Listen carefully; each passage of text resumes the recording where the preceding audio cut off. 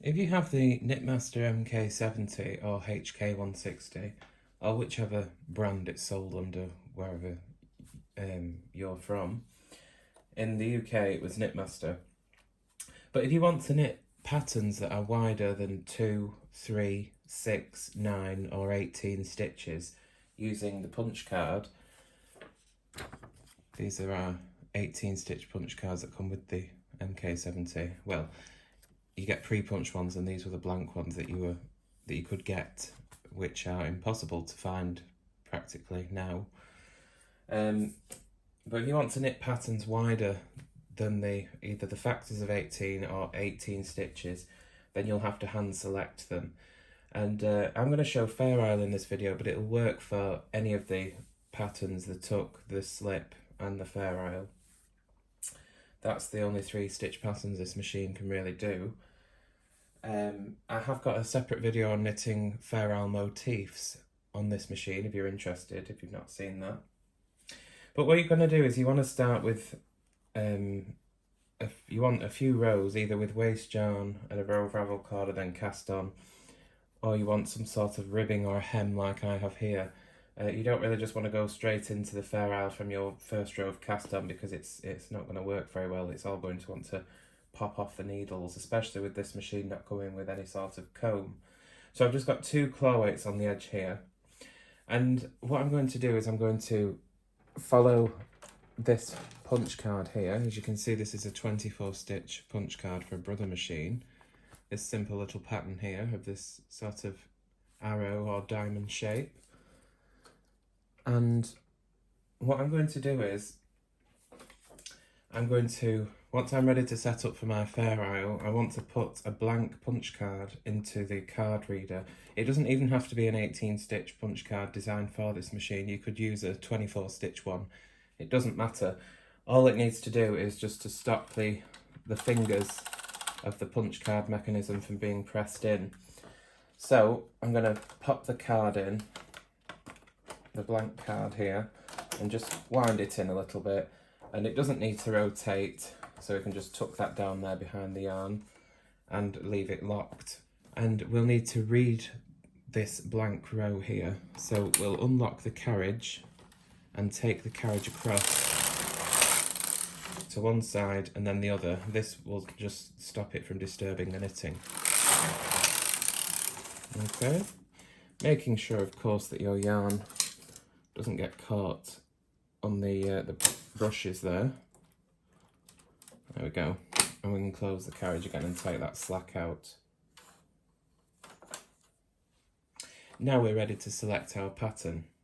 First thing we will do is set the cam lever on the carriage to whichever pattern you're knitting. In my case, Fair Isle, but you would also either set to slip or tuck if you were knitting one of those patterns.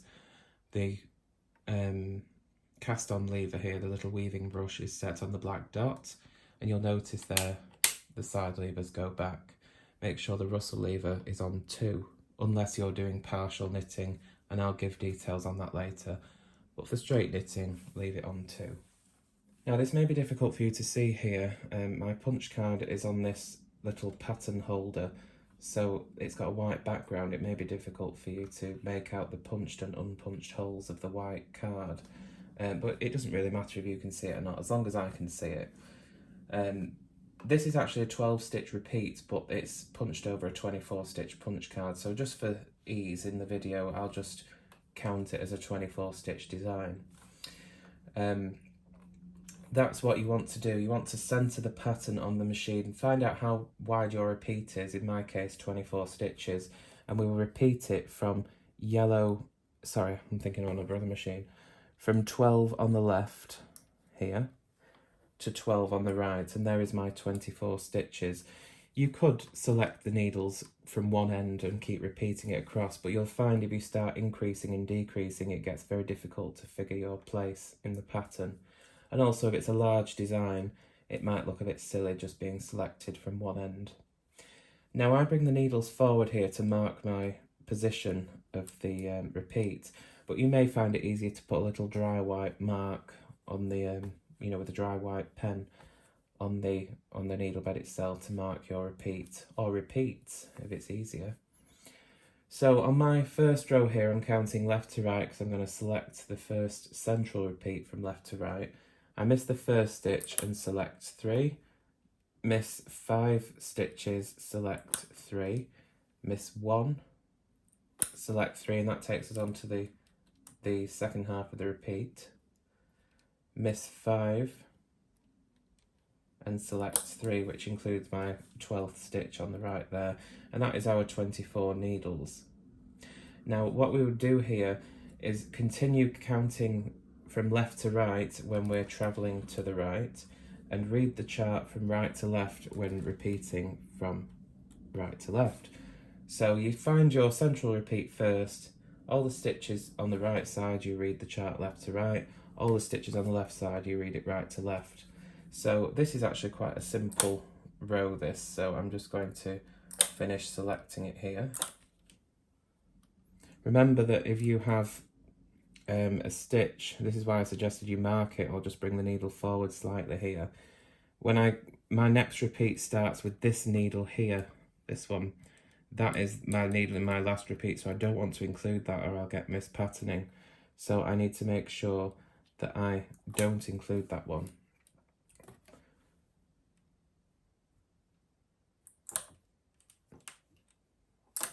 Okay, and that's our repeat.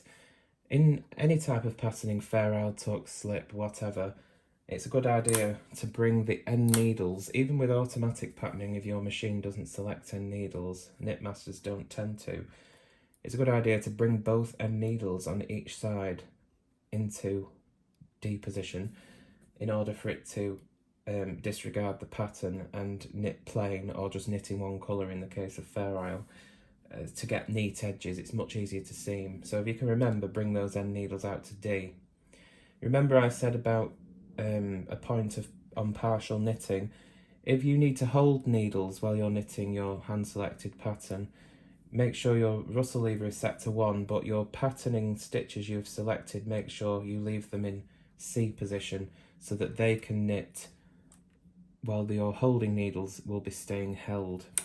But for straight knitting, just leave your rustle lever on 2 and bring them all the way forward, it's easier.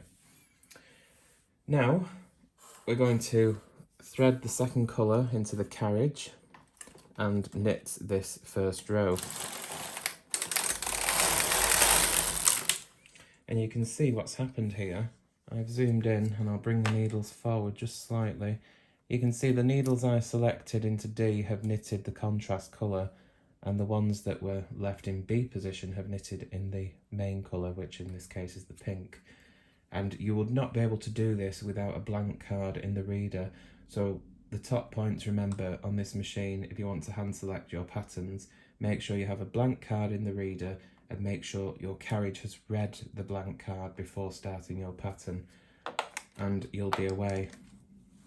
So this particular pattern is actually just a 2-row sort of repeated thing. In what I mean is it's sort of like double length, whichever row you've just selected, on the next row it's identical, and then it changes, so it changes every other row basically.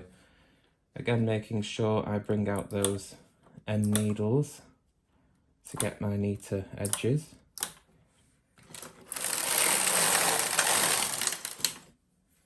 Okay, and then I will select my next group of pattern. This is just 3 by 3, so this one's even easier. I just find my centre 2 on the right here that are not selected, and then it'll be 3 after that, and then every 3 blocks of 3 from there, so I can just easily do that, making sure again to bring out the end needles.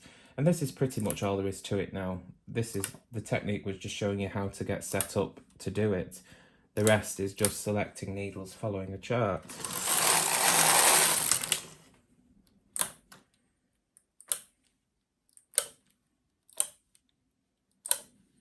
Again, this will work for any of your patterns.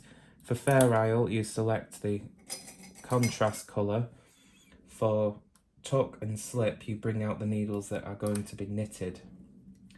If you accidentally bring out the wrong needles, make sure you put them back into B position inside the stitches inside the hooks.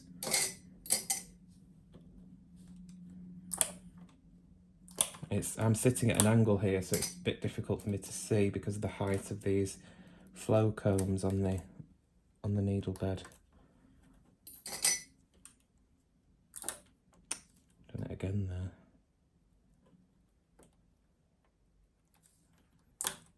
There we go.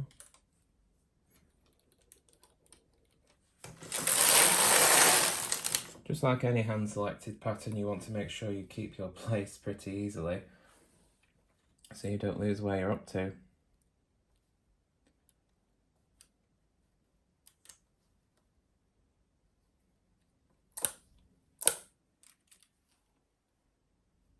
You'll notice I'm not selecting over the centre like I did initially. That's because this is a relatively small repeat, so it's easy for me to find where I'm up to, but for larger repeats you probably will want to be following that chart every row.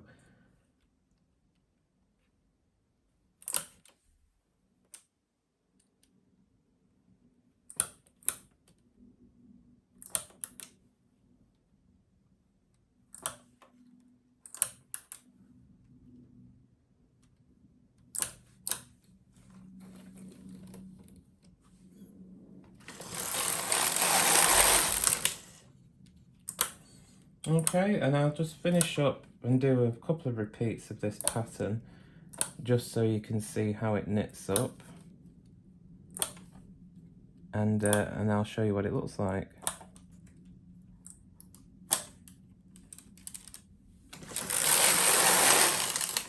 So there we have it then, there's our 24 stitch repeat pattern, or rather 12 stitches, but even so, on an 18 stitch punch card you couldn't punch a 12 stitch pattern because 12 doesn't factor into 18, so you wouldn't get enough repeats across the card to complete it.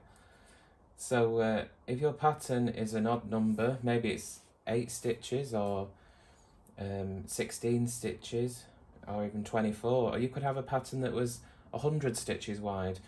The same principle applies. You can hand select it just following your chart or punch card in the case of this here, and you can get a nice effect if you're feeling a bit limited to an 18 stitch card.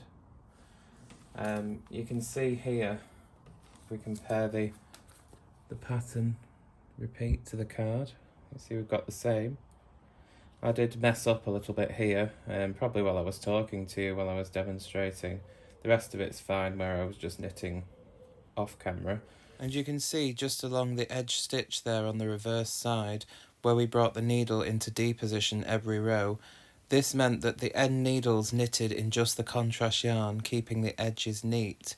This makes it much easier to seam because the contrast yarn is carried right to the end of the row. But there we go. That's how you can hand select your Fair Isle tuck or slip stitch patterns on the MK-70 or HK-160.